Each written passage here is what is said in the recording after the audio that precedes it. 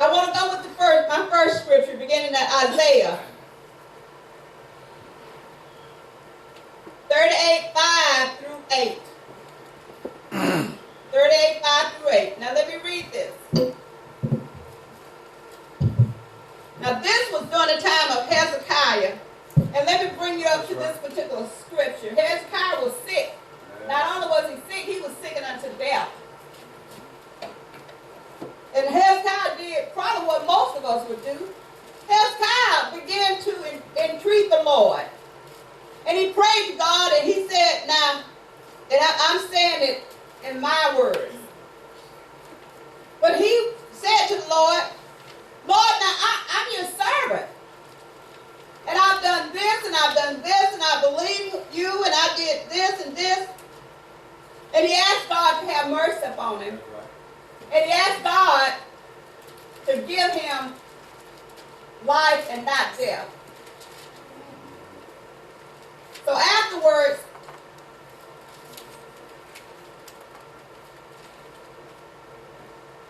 God sent the prophet back to Hezekiah. And this is a part of what was said to Hezekiah. And the scripture begins, go and say, this is God speaking. He says, go and say to Hezekiah, thus saith the Lord, the God of David thy father, I have heard thine prayer. I have seen thine tears. Behold, I will add unto thy days 15 years. And I will deliver thee and this city. Not only was he going to deliver Hezekiah, but also the city out of the hands of the king of Assyria. And I will defend this city. Then he says, and this shall be a sign unto thee from the Lord. Then he said, I'm going to show you a sign. Remember I told you about the sign I saw last week with Brother Curtis? So then he said, I'm going to give a sign. He said that the Lord would do this thing that he has spoken. In other words, God spoke it. He meant it. He was going to bring it forth. And he decided to give them a sign. Behold, I will bring again the shadow of the degrees, which is gone down in the sun dial of as high 10 degrees backwards. So the sun returned 10 degrees, by which degrees it was gone down. Now y'all ought to be shouting all over this place. Now y'all, I want y'all to get this. Get this. What the scripture is saying, you know how, you know the sun, right? The sun comes up in the east, goes down in the west. So if the sun is going,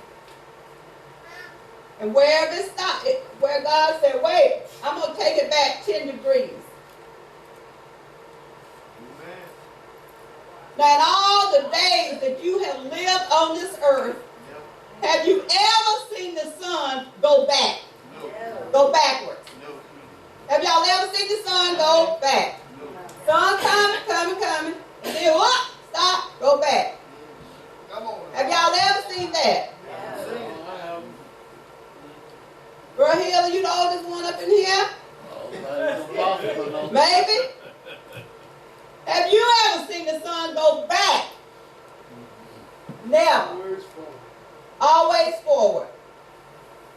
And even since that time that God took it back, now you got to understand that this is the way God broke it down to me. He made the sun, the moon, the stars, the sky, earth, all the planets. God made it. Okay? Even wind and rain and thunder and all, God did that. Amen. So God made it. Can God control it? Yes. Absolutely. You better believe this. And so he said, this is your sign. And the reason that he brought the sun back, because you got to understand, during those times when they were fighting, when the sun went down, it's just so much you can do. But once the sun go down, night comes, you can't see. And anything can come in on you. And you'll never see it come in. But God said, I'm going to save this city, and y'all are going to win this thing. And what he was talking about, he changed time and its existence.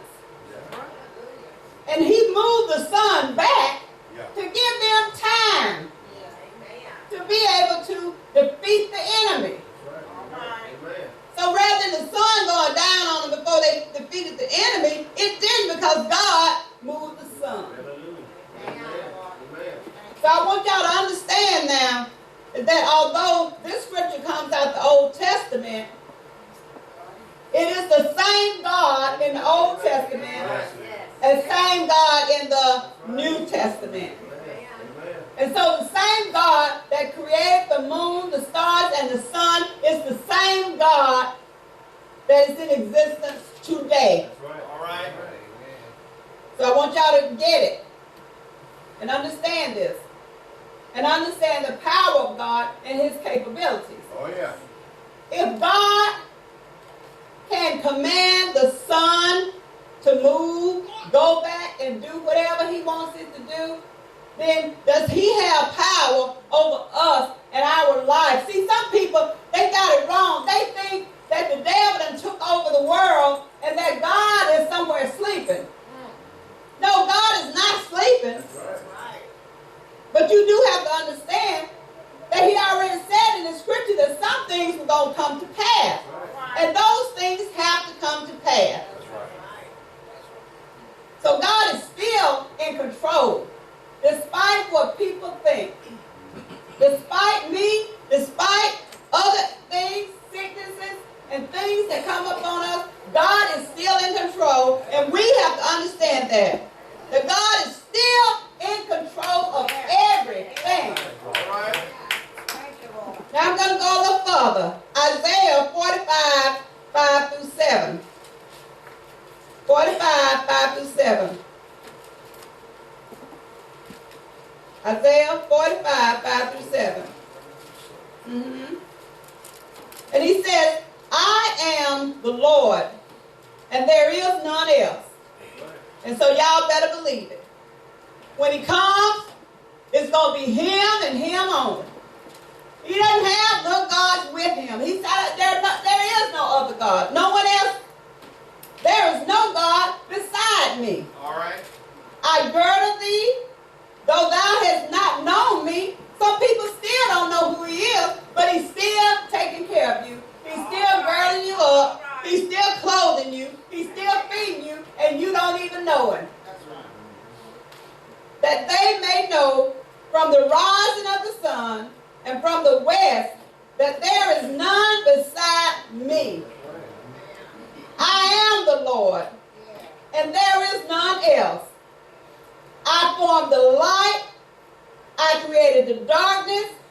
I made peace and create evil. I am the Lord, do all these things. And so I want you to understand this is God. Amen. And he's in control. And although people in society they've gone around, they made their own gods. And some of us have done the same thing. Some of us won't even chastise our children because we made a little God out of our children. There are people who are worshiping gods, other gods. There are people who are worshiping the angels. I've seen people, they're so excited about the angels, they forgot God. But God created the angels and everything that is in existence. And I tell you, when I think about, I read a scripture about how a baby grows in the womb. And nobody can explain explain how bones grow inside of. Now they can understand skin and soft tissue, but they can't understand even how it is that babies come forth.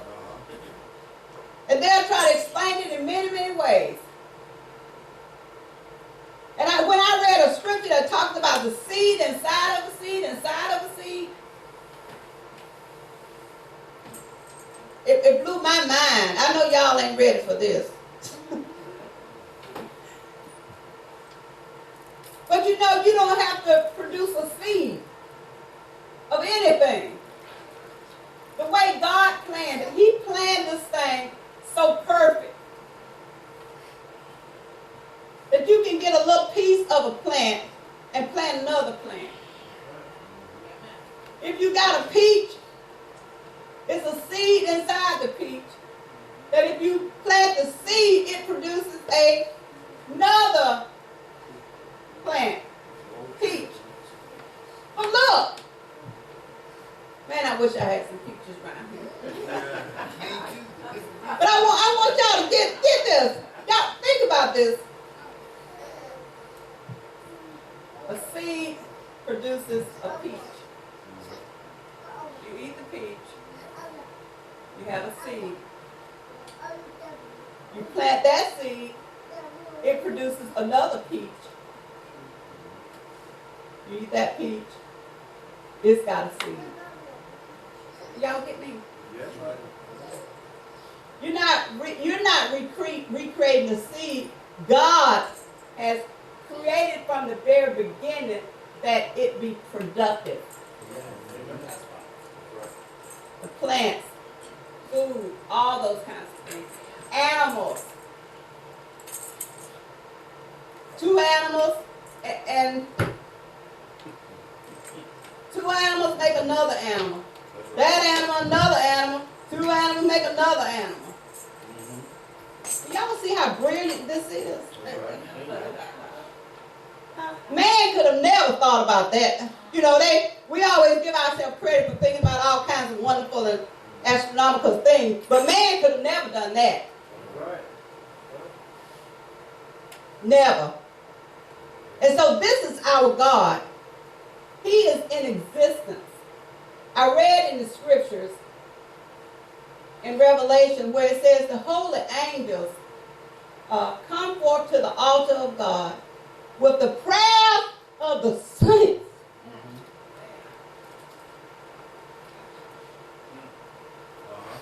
God's people, saints. That's right. God cares about us. That's right. That's right. The prayers come before God. And He can look at all of us at the same time. He can hear if every person in this nation, you're talking about millions of people, He has the capabilities of hearing every prayer, seeing everything. Amen. And He won't get me and Pastor confused. He knows me by name. He knows the hair on my head. And He's not going to get us, messed up and then give my prayer to Him and his prayer to somebody else. That's right. Do y'all realize how brilliant this is? It just blows my mind. When I think about these deep things like this, it simply blows my mind. And so I understand when He says our thoughts are not His thoughts, because His thoughts are way beyond what we can even think of. That's right. And I know He knows the answer. Amen. And that's why I pray. And I have gotten to the point now, I pray to God for all things, for everything. I'm praying about my retirement and how I want that retirement done. Right, Sister Graves? And so when people on the job say, well, this is what we're going to do and that's what we're going to do, well, I know that God knows all things. Children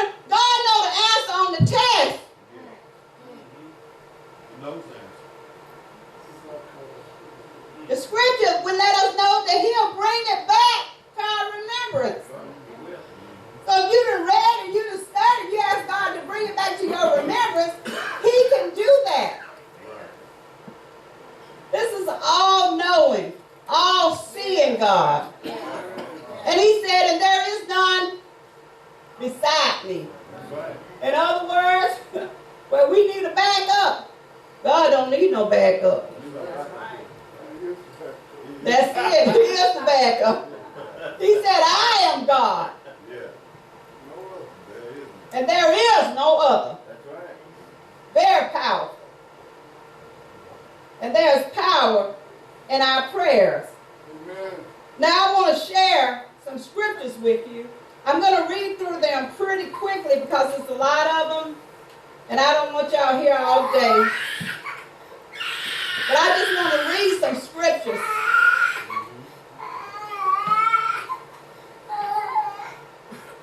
Matthew 6 and 7 said, but when you pray, use not vain repetition, as the heathens do. But they think, oh, I cut something off. Read the rest of that for me.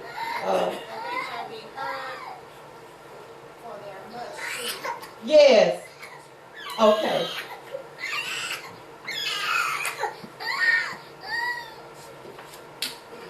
Now he says that don't be vain. Don't just pray to be praying so somebody can say, oh man, brother pastor really put that down today.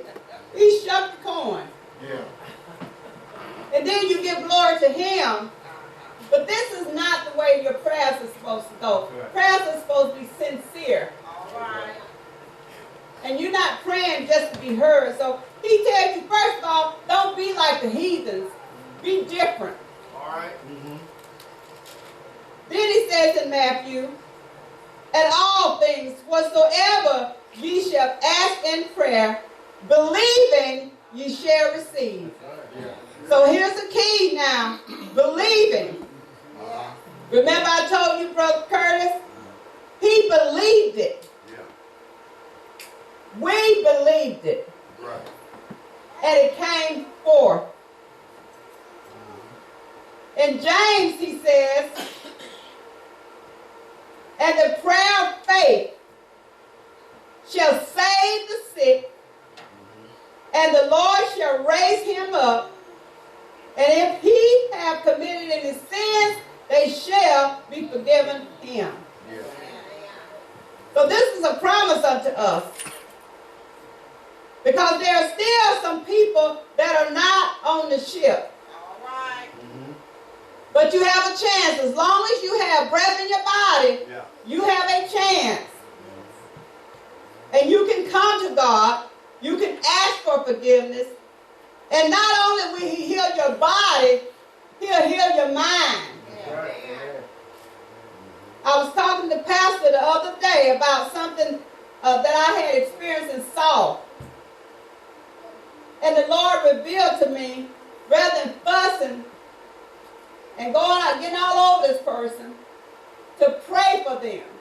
Because he helped me to understand they are still in darkness. And they have not seen the light. Because when you see the light of God and you're in the light, you're different. That's right. And I ask everybody, examine yourself. If you're the same as you were 10 years ago, examine yourself. Has anything changed? Don't come to church just to be coming. Come to church to get something to help you in your everyday life, in your everyday living. You shouldn't be the same as you were 10 years ago if you've been coming to Trinity or someplace other than here. You should not be the same as you were 10 years ago or 5 years ago. You should have grown. Some people grow faster than others because of what they're eating. Christians grow at different rates because of what you eat. All right. Because of what goes in. And I ain't talking about a ham hock. Okay? I'm talking about spiritual man has to eat spiritual food. Your inner man cannot survive on turnip greens and cornbread. Your physical body can, but your spirit man can't. Your spirit man has to be fed with a spiritual food. And the spiritual food is the Word of God. And so when you see a Christian growing in spirit greatly, you better believe he's reading the scriptures. He's praying. He's fasting. And you can see the difference. And sometimes we get jealous. No, you can grow too. Start eating the same food they eat. Eat that spiritual food, you'll grow. And you can grow fast too.